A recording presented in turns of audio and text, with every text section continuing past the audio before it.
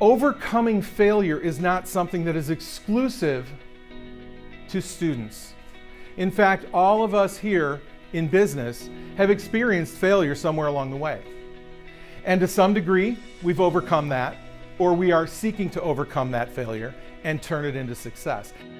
All great successes are going to experience failure along the way. And that's the thing that I want to remind us as business owners, is that we may fail. That doesn't mean we are failures. And it doesn't mean we have to stay there. We need to find the steps and progress through in order to succeed. Now, I want to draw a fine line between facing your circumstances and accepting responsibility. They sound like the same thing, but they're really not. We can face our circumstances and place all the blame for those circumstances on someone else.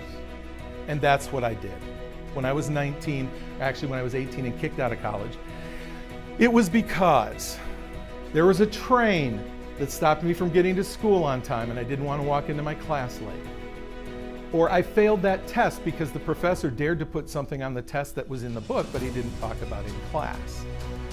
Or I couldn't find space in the parking lot, and so I drove around for the first 15 minutes of class. I was always finding a reason to blame another situation or another circumstance. That's what happens when we're wallowing in that failure and not accepting responsibility.